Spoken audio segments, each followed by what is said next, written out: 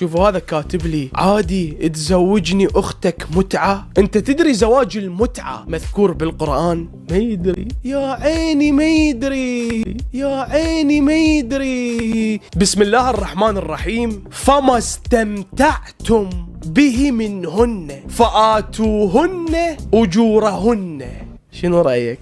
بكتاب صحيح مسلم اللي هو كتابك، بل أصح الكتب عندك من بعد القرآن، يقول لك عن جابر بن عبد الله قال رسول الله صلى الله عليه وآله وسلم: قد أذن لكم أن تستمتعوا، يعني متعة النساء، يعني زواج المتعة. بوم! ايش يصير بصحيح مسلم؟ ايش يصير؟ وهذا حديث صحيح تقدر تبحث عنه. انت تدري منو حرم زواج المتعة؟ خطير راح يقول انا ايش ورطني.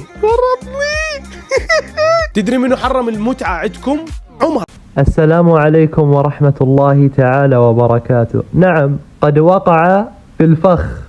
هذا الرافض المسكين وقع في فخ لن يستطيع الخروج منه. صحيح الإمام مسلم رحمه الله، الصفحة 351، باب نكاح المتعة وبيان أنه أبيح ثم نسخ واستقر تحريمه إلى يوم القيامة.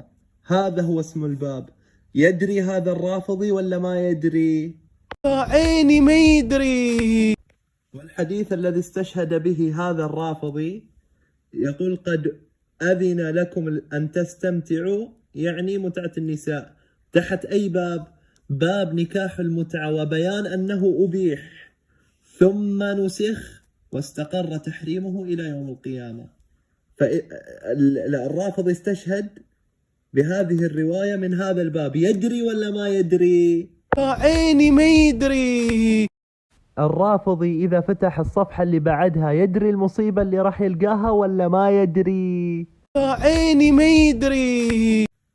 فتحنا الصفحة اللي بعدها، شوفوا الرواية عن علي بن أبي طالب أن رسول الله صلى الله عليه وسلم نهى عن متعة النساء يوم خيبر وعن أكل لحوم الحمر الإنسية. الصفحة اللي بعدها مباشرة من اللي نهى؟ علي بن أبي طالب، نقلا عن من؟ رسول الله.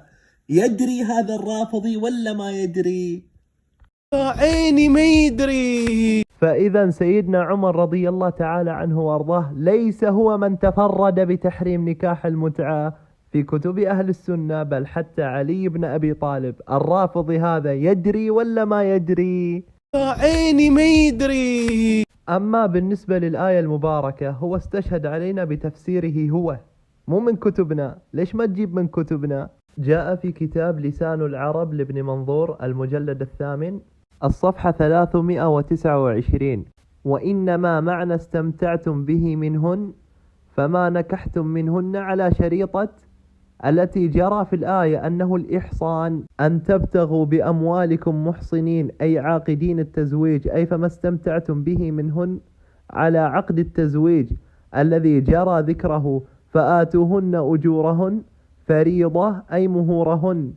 ومن زعم أن قوله فما استمتعتم به منهن التي هي الشرط في التمتع الذي يفعله الرافضة فقد أخطأ خطأ عظيما، لأن الآية واضحة بينة. فالرافضي يدري ولا ما يدري؟ يا عيني ما يدري. هذا هو حال الرافضي حينما يقع بين أيدي أهل السنة. ورطني. اي والله ايش ورطك، اي والله ايش ورطك يا رجل. والله انك طحت امك ما سمت عليك.